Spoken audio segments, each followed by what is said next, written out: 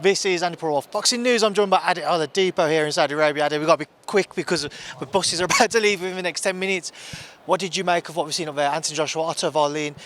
AJ hasn't had much to say all week, didn't have much to say today. Yeah, it's straight. Like, I almost want to hear from him. And I'm like, just talk, say something, say something.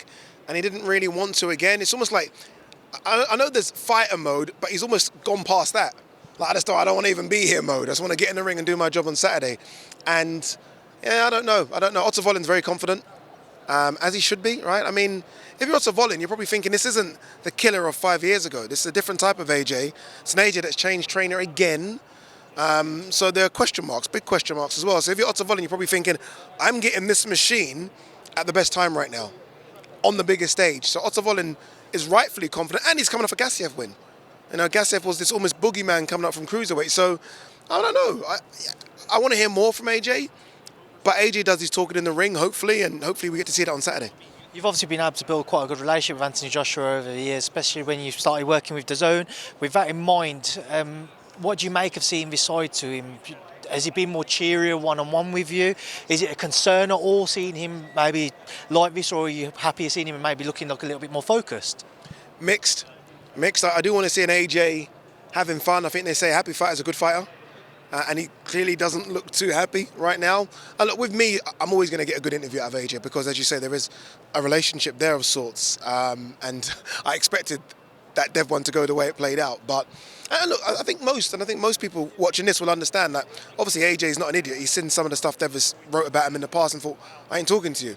Some fighters do that. Fury doesn't talk to TalkSport. It's just, unfortunately, these fighters are quite sensitive. But yeah, he's in an interesting mood, AJ. I can't read it. I can't read it because I asked him about the training situation, didn't want to say anything. And I'm like, talk, man. Talk. We're all here for you. Like, you are the main event here. We want to hear a bit more from you. But look, hopefully, come Sunday, we don't care about the talk because we've seen a blistering performance. But if the performance is off, then we're all going to come back to the fact that throughout the week, AJ's been a bit off. He's been a bit off. But hopefully, I don't think it matters too much and we do see a good AJ.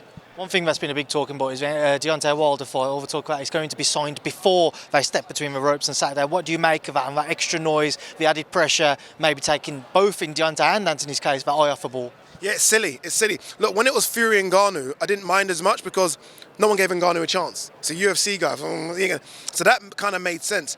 I mean, are you disrespecting Otto Wallin and Joseph Parker, former world champion Joseph Parker? Otto Wallin, who's only lost once. It's risky.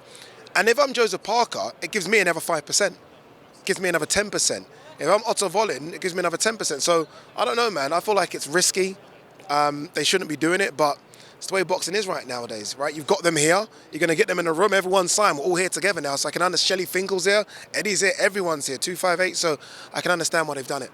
Who's got the tougher fight on the night? Who's got the tougher fight on the night between that main event?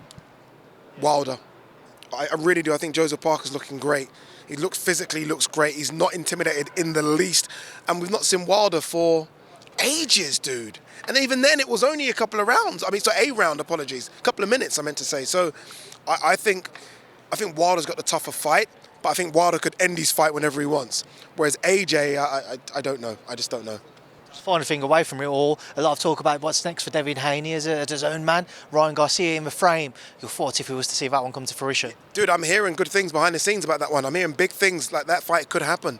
Like when Ryan put out the poll or Devin put out the poll, they've actually, said, okay, let's do this then. And they've gone to the table. And I think what we're seeing a lot of these fighters now, just make the fights, make the money. There's a load of money out there, make it, eat it. So credit to Ryan if Ryan does it, because Devon's a tough fight for Ryan. Whereas Devon probably look at it thinking, it's not Teofimo, it's not Subriel, this is easier. So, yeah, I like it. And I think it's going to happen. Well, Ade, listen, I appreciate your time. I've got to shoot off before the buses leave me here, so thank you. Don't get your bus taken away, brother. Don't get your bus taken away.